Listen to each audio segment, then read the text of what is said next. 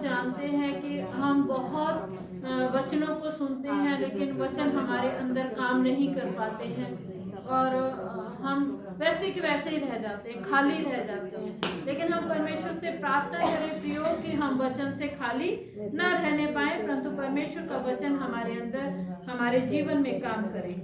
तो आज हम भजन संहिता 148 के द्वारा बात करेंगे।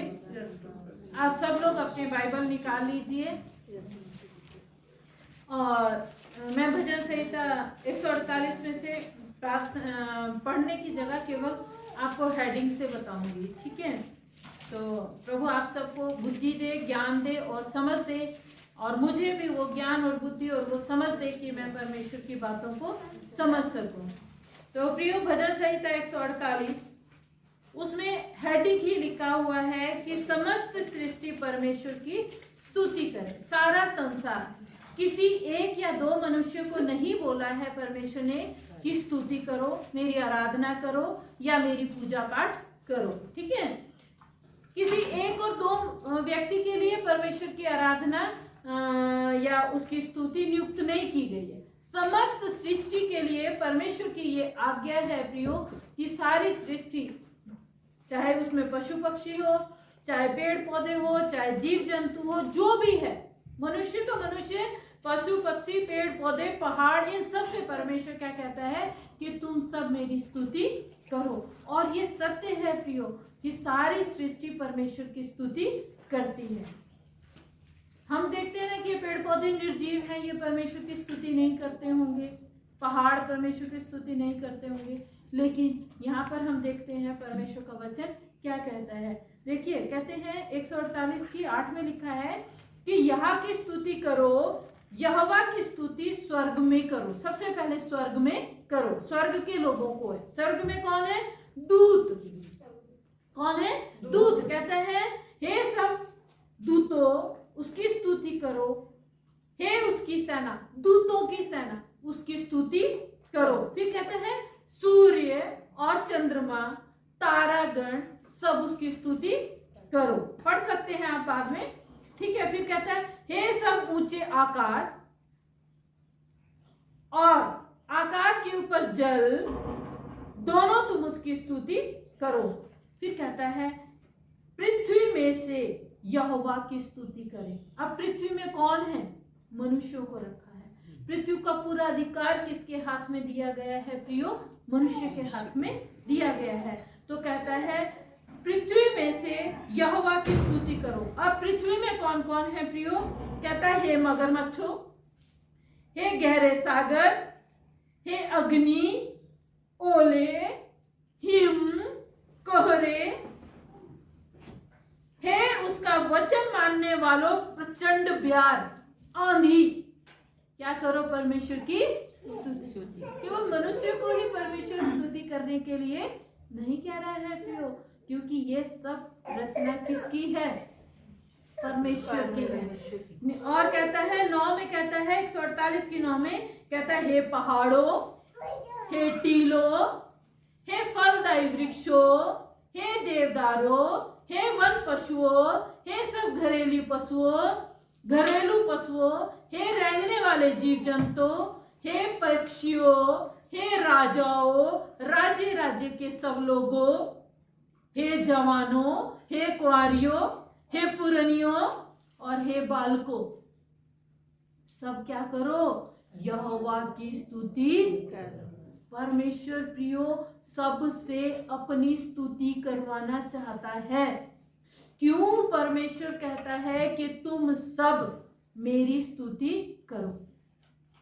हम तो नहीं बोलते किसी को, पेड़ पौधे बोलते हैं किसी को मेरी स्तुति करो, आकाश मंडल बोलता है मेरी स्तुति करो, लेकिन परमेश्वर क्या कहता है? हे आकाश मंडल, चंद्रमा, पहाड़ों, वृक्षों, जीव जंतुओं, पशु पक्षियों, जल में रहने वाले, आसमान में रहने वाले, स्वर्ग में रहने वाले, सब यहोवा की स्तुति।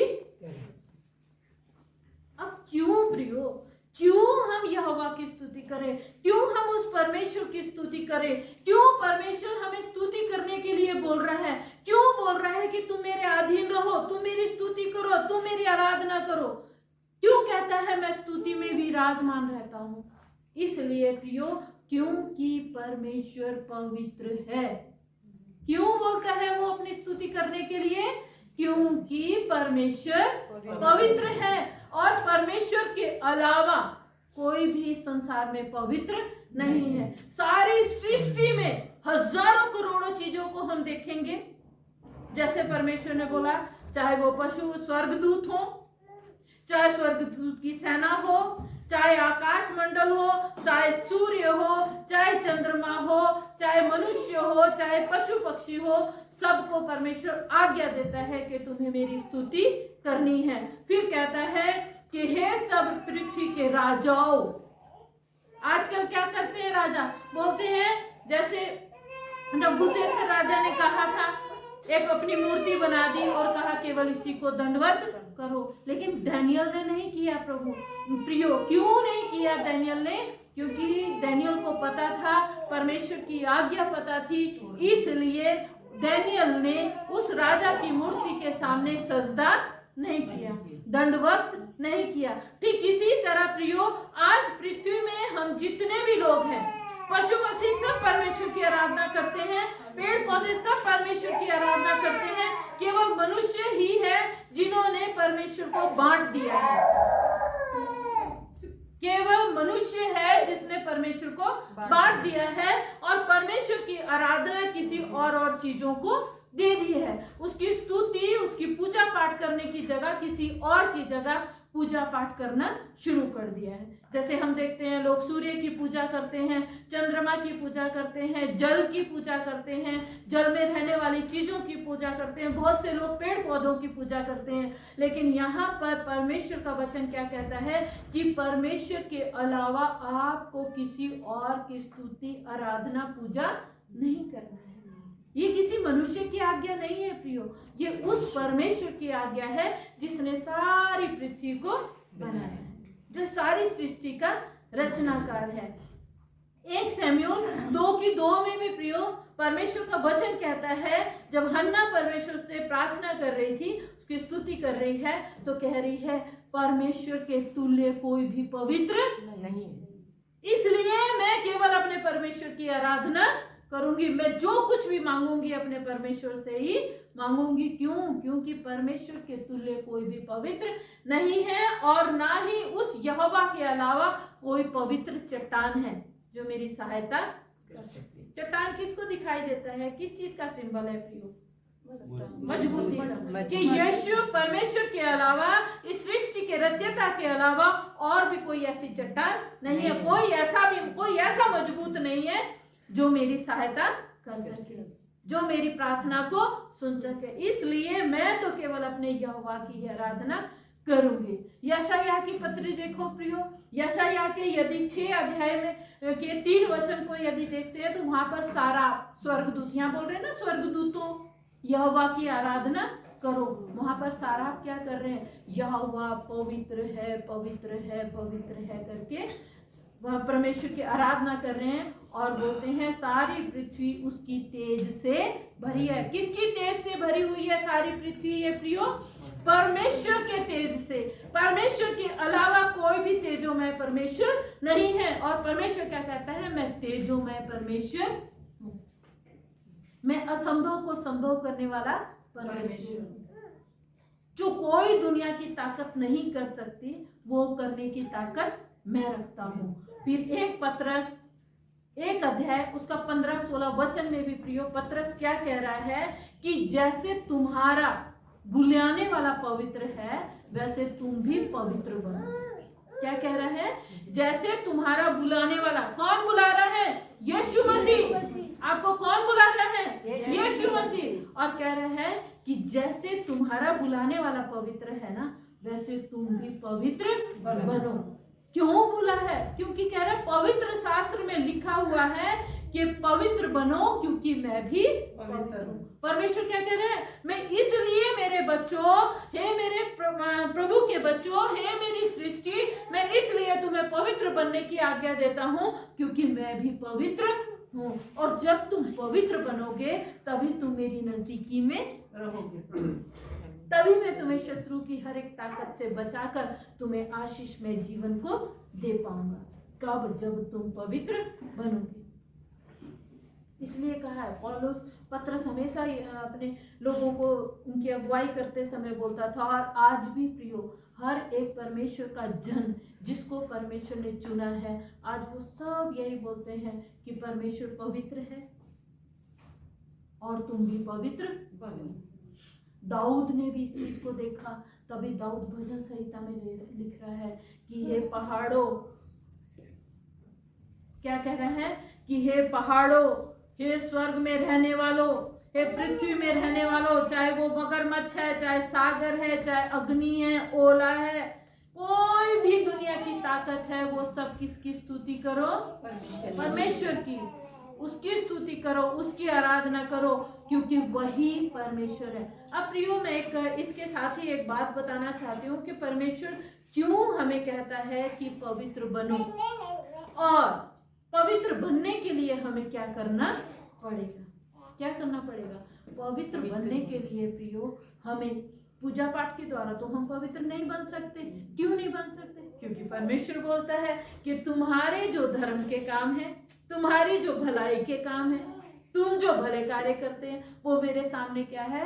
मैले चिथड़े के समान। तुम जितना अच्छा बनने की कोशिश करो, जितना पवित्र बनने की कोशिश करो, नहीं बन सकते। क्यों नहीं बन सकते? क्योंकि हमारा स्वभाव ही पापी है।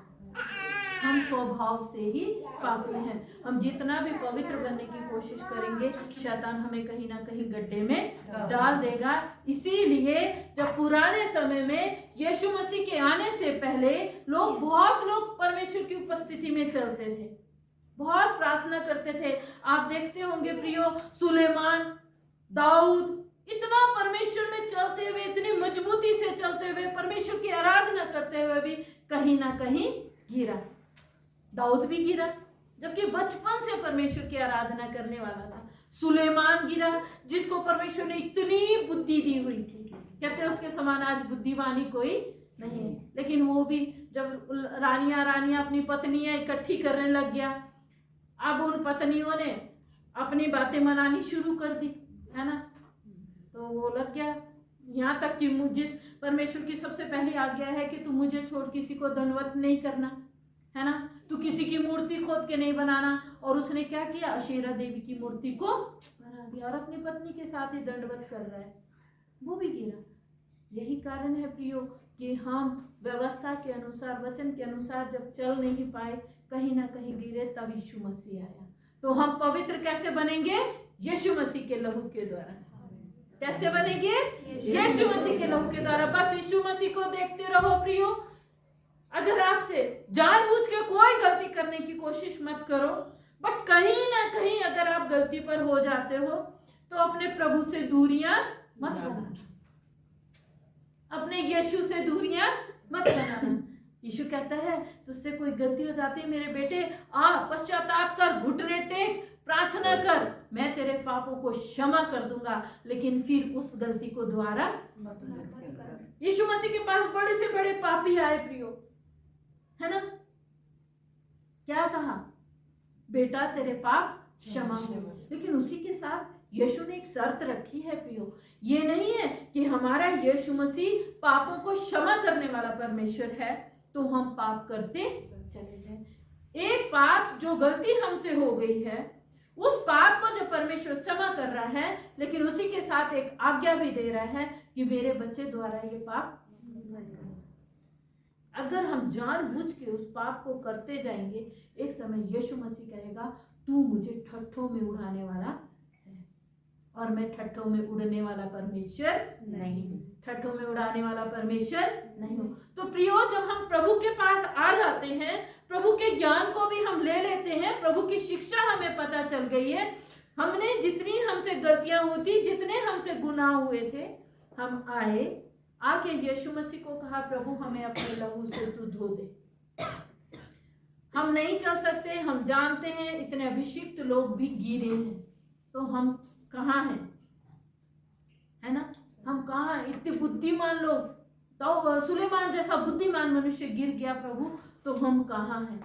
इसलिए क्या करना, प्रभु हम तेरी छत्र छाया में आ जाते हैं, यीशु तेरे लहू में हम अपने आप को छिप जाते हैं, हमें बचा ले।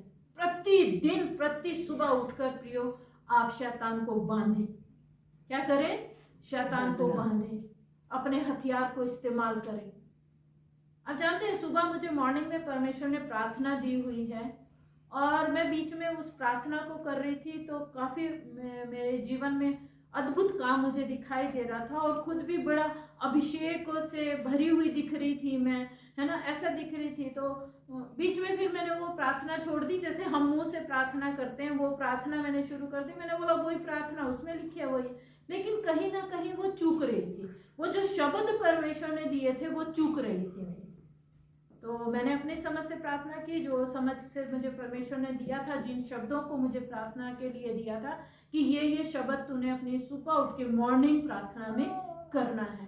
तो प्रिय वो बीच में मेरे से छूट गया और मैं प्रार्थना तो कर रहे थे, हम सब उठ के प्रार्थना करते हैं ना, तो सुबह उठ के धन्यवाद की प्रार्थना करेंगे हम, चाहे हम कितने भी बिजी हों।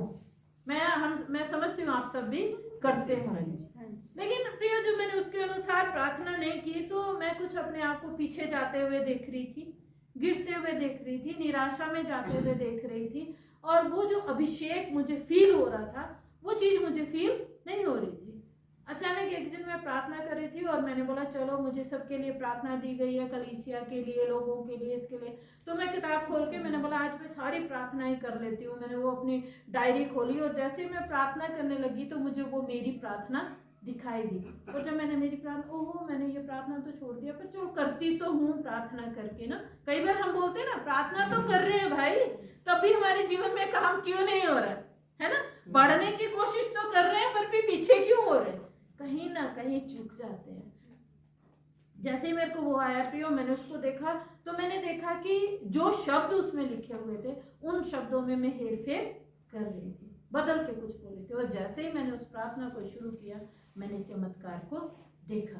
तो प्रियो परमेश्वर क्या चाहता है कि हम उसके नजदीकी में आए, घुटने टेके, जो वो बोलता है उस चीज को करें। जैसे परमेश्वर ने मुझे बोला और मैंने उस चीज को जब किया आशीष पाई, लेकिन जैसे ही उसे छोड़ा तो मैं अपने आप को खुद पीछे की तरफ जाते हुए महसूस हुआ। तो आपको खुद पता चल जाएगा कि वो पवित्र परमेश्वर जो सब कुछ करने वाला परमेश्वर है, वो आपको पवित्रता की तरफ लेकर आना चाहता है, आपको पवित्र बनाना चाहता है। लेकिन पवित्र बनने से, उसकी आशीष पाने से, उसकी सामर्थ पाने से हम तब चूक जाते हैं जब उसकी आवाज सुनने से चूक जाते हैं, जब हम उसकी आवाज सुनने से चूक जाते हैं, समझौता कर बैठते हैं, सीरियस नहीं होते, अपनी समझ का सहारा ले बैठते हैं, उस समय हम परमेश्वर की उस आवाज से चूक जाते हैं जो आवाज हमें आशीष देना चाहती है। यहाँ पर परमेश्वर कह रहा, पहाड़ों में तुम्हें आशीष देना चाहता हूँ, पेड़ पौधों में तुम्हें आशीषित करना चाहता हूँ,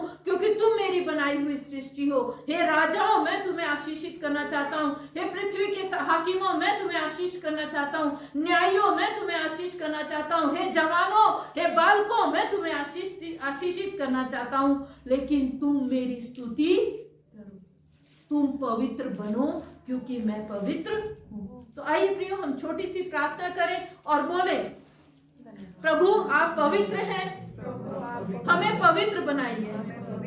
कई बार प्रभु हम चूक जाते हैं, लेकिन आप तो परमेश्वर है ना, जैसे ही हम चूके प्रभु वैसे ही आप हमें अपने नजदीक ले लेना। जैसे दाऊद चूका, दाऊद ने गलती की, आपने नातान को भेज दिया उसे सुधरने, ताकि हम शैतान को हरा सके, पवित्र बन सके, बुद्धिमान बन सके। प्यारे प्रभु हम विश्वास करते हैं हम आपकी सृष्टि है और हम आप में बने रहेंगे, क्योंकि आप हमसे बहुत प्यार करते हैं। हमें छोड़ेंगे नहीं, हमें त्यागेंगे नहीं, क्योंकि आपने ही कहा है प्रभु, जो तेरे नाम से धर्मी बन जाता है वो 100 बार भी गिर जाएगा, आप उसे उठाकर खड़ा कर देंगे। हम विश्वास करते हैं हम तेरे बच्चे हैं, बालक हैं, कई बार चूक जाते हैं, लेकिन हमें इस बात का विश्वास है आज हमें उठाकर खड़ा कर देंगे, क्योंकि आपका बलिदान